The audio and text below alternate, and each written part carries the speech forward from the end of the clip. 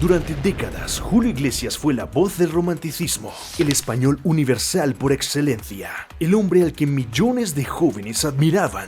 Sin embargo, un enorme escándalo ha estallado contra él. Hablamos de acusaciones muy graves de extrabajadoras que lo acusan de un presunto delito de abuso sexual. Estamos ante un verdadero terremoto mediático, aunque el cantante lo niega absolutamente todo. Pero antes de seguir, como siempre os pido, este canal solo puede seguir existiendo si hay gente al otro lado. Suscríbete al canal, me ayudas a seguir creando contenido. Ahora sí, comencemos desde el principio. Julio Iglesias era un chaval al que todos aspiraban ser. Era, entre comillas, el influencer de la clase media española. Durante los años 70 y 80 se convirtió en un modelo aspiracional. Éxito internacional, dinero, contactos, glamour. El buen español al que había que seguir y al que le gustaba mucho el dinero. Un cantante que cantaba en varios idiomas, que cenaba con estrellas de Hollywood y que incluso cruzó las puertas de la Casa Blanca con Ronald Reagan como presidente de EEUU, United States of America. Durante mucho tiempo, Julio Iglesias fue casi intocable, una figura cultural elevada a patrimonio nacional. Hoy, tras ser acusado presuntamente por agresión sexual, sus canciones ya no suenan igual. Allá por los años 60 emerge una estrella, un Julio Iglesias que iba para futbolista del Real Madrid y al que un accidente de coche le truncó la carrera. Una peligrosa curva le alejó de los estadios de fútbol, pero el relato es más complejo en realidad.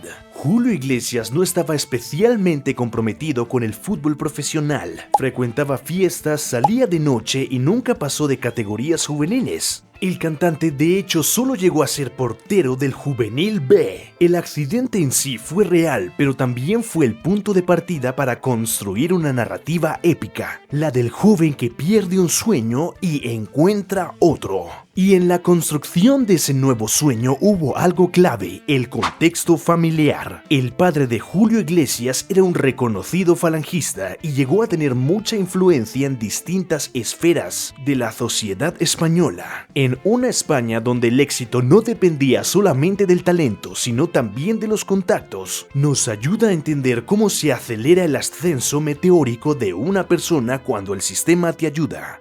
Nada de esto invalida su carrera musical, pero no cabe duda de que el padre de Julio Iglesias tiró de contactos para colocar a su hijo y hacerlo una estrella de la canción.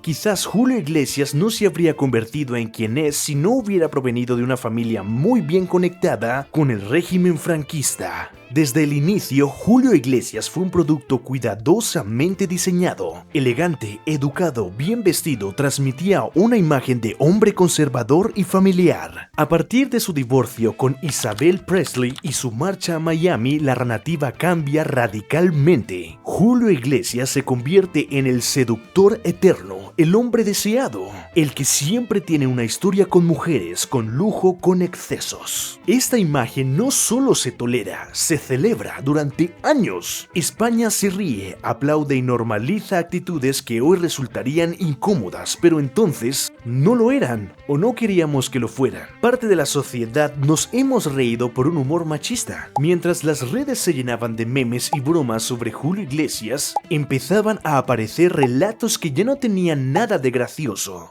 Una de las exparejas lo acusó públicamente en televisión de haberla presionado para mantener relaciones sexuales que ella no deseaba y de comportamientos que describía como machistas y dominantes. Lo retrató como alguien muy distinto al galán romántico que durante décadas se había vendido al público. Para muchos, esa imagen resultaba difícil de aceptar, y sin embargo, las señales siempre habían estado ahí. Comentarios, actitudes, gestos que se interpretaron como picardía o carisma, cuando quizá eran otra cosa. Esa narrativa empieza a resquebrajarse cuando dos antiguas trabajadoras en República Dominicana lo denuncian por un presunto delito de agresión sexual. Una denuncia que, pese a su gravedad, ha sido archivada recientemente por la Fiscalía en España, reabriendo un debate que va mucho más allá de lo judicial. Una de las denunciantes llegó a relatar episodios prolongados de carácter sexual que, según su testimonio, no eran consentidos. Aunque estas palabras pueden resultar incómodas, cito textualmente: estuve desde las 6 de la mañana chupándole el pito, y cuando paraba me jalaba el pelo para que lo siguiera haciendo obligado.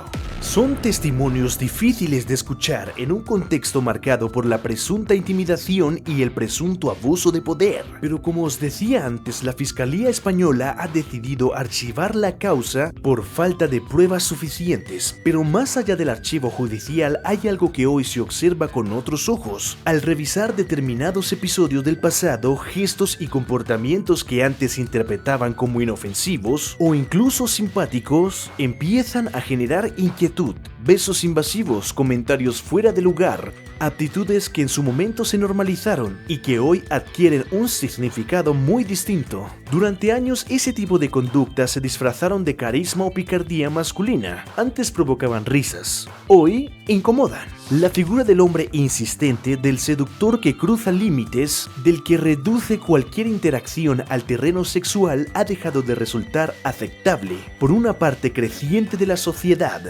En ese sentido, Julio Iglesias no es solo un caso aislado, sino parte de una larga lista de personajes famosos, artistas, políticos, figuras de poder, en los que las personas que denuncian quedan expuestas y desprotegidas. A menudo, el entorno del acusado reacciona poniendo en duda a los denunciantes, desviando la atención hacia supuestas motivaciones económicas y restando credibilidad a sus testimonios.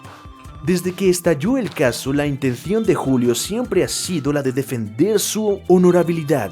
De hecho, hace algunos días el mismo Julio ha compartido algunos mensajes privados de sus extrabajadoras en las que demuestran que la información difundida carece de veracidad. Tal vez el ejercicio más incómodo sea este: preguntarnos si nosotros mismos seríamos capaces de denunciar a alguien con tanto poder, dinero e influencia. Alguien que puede permitirse mejores abogados, el respaldo de su entorno y una imagen pública construida durante décadas. Plantearse esa pregunta no implica dar un veredicto, pero sí puede ayudarnos a entender el grado de valentía que supone dar ese paso.